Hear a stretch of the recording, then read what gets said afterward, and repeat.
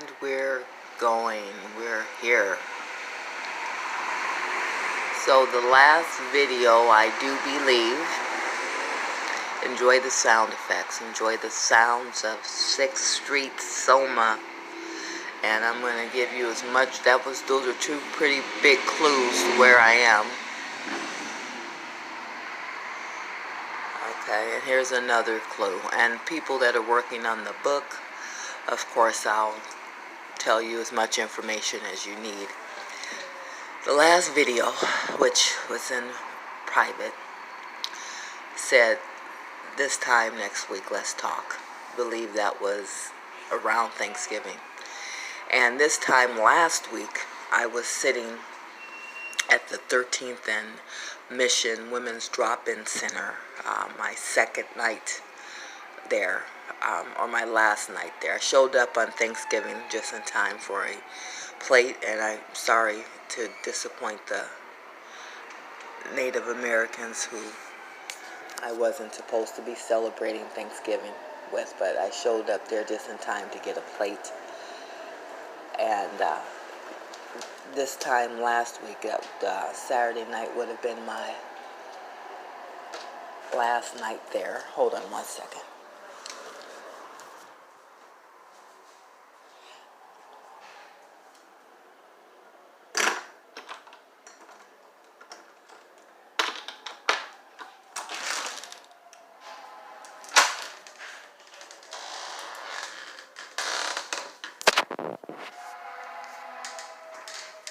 Okay. More clues for you. I hope if I've ever become a wanted woman, ever become a wanted woman and they can't find me just by checking in with the authorities,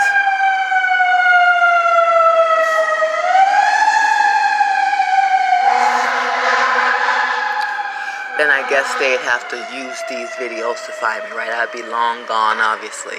I'm being a little undisclosing because the feeling is still working itself in. A week ago, I was sitting at the Women's Center for the first time since 2012. And I was hoping it would be symbolic of me moving out of there to a much better place in 2012. That would be from there to a woman's place, transitional housing. And this time, I was already waiting on December 3rd to come around where they would let me know if my application was approved. So it wasn't December 3rd 1 week ago. And I was anxiously awaiting, sitting at the woman's place, the woman's drop-in center in a chair, because it was too cold for me to sleep outdoors, and I did not have any money to travel to Oakland to loiter on the bus and go to Planet Fitness for up to 1 hour to 3, depending on which Planet Fitness and who was there, working out or just not being cold. That was the routine last week. Having to go sit in a chair, which was a blessing and an opportunity, and thank God for it. But having to go sit in a chair to stay warm because my option was literally to sleep outside and freeze to death. I guess that's as bad as it's ever gotten in regards to me being homeless or experiencing homelessness after a generation, after many years, many different years. A long time of intermittent homelessness, sleeping outdoors and worried about it being too cold or raining. Significant, especially at this age. When I was in my 20s experiencing homelessness, if I slept outdoors or slept in an apartment, what do you call it when you're in there? My vocabulary is decreasing, shrinking. Sleeping in an apartment that's open, stairwell, sleeping outdoors, children's playground structure, sleeping in an open bathroom. That's something I would have done in my 20s on one or sober, and I would have done it infrequently and never a pattern. At my age, it became a pattern in San Francisco Bay. This week I am in permanent housing. Took me 5 minutes to get to this point. I am in permanent housing. And the feeling is phenomenal. And every time I talk about it, I can hear my voice, and it's my voice sounds so underwhelmed compared to how overwhelming it is.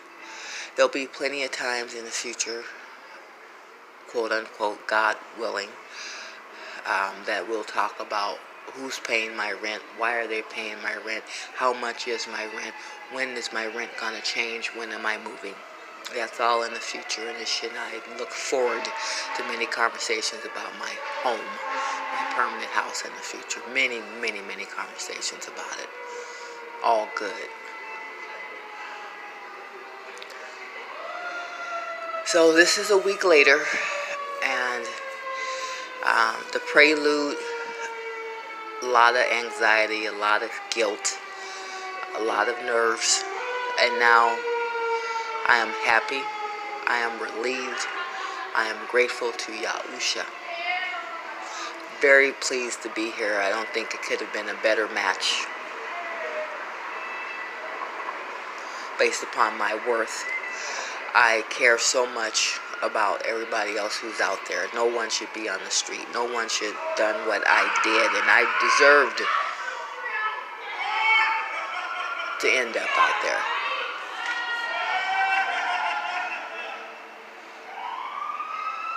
No one should be homeless, and when I get used to this and grow into my newest personality,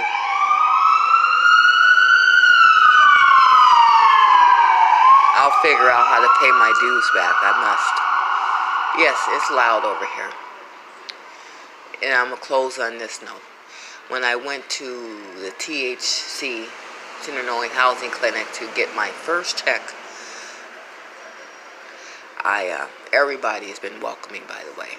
Everybody has been welcoming, by the way, to date so far. Everybody leaning off with the desk clerks that are perfect at their job, and the other tenants that understand I'm not trying to get in their business, so I might appear quiet and to myself. Everybody's been welcoming.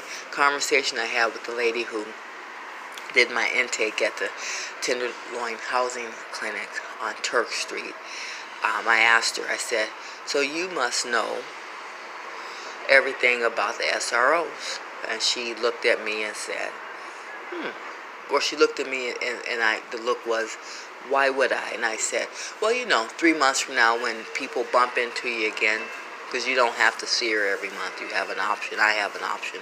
Maybe some people don't have an option. I have an option. I don't have to go there on the 1st.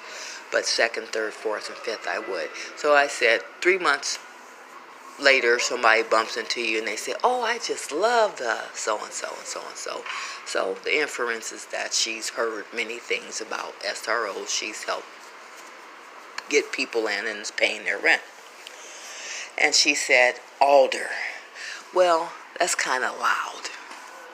And as you see for yourself, like 3rd day in here, 2nd day in here, when I moved in here, on Thursday, Saturday night now. It is very loud. But other than that, it's very peaceful. Amen.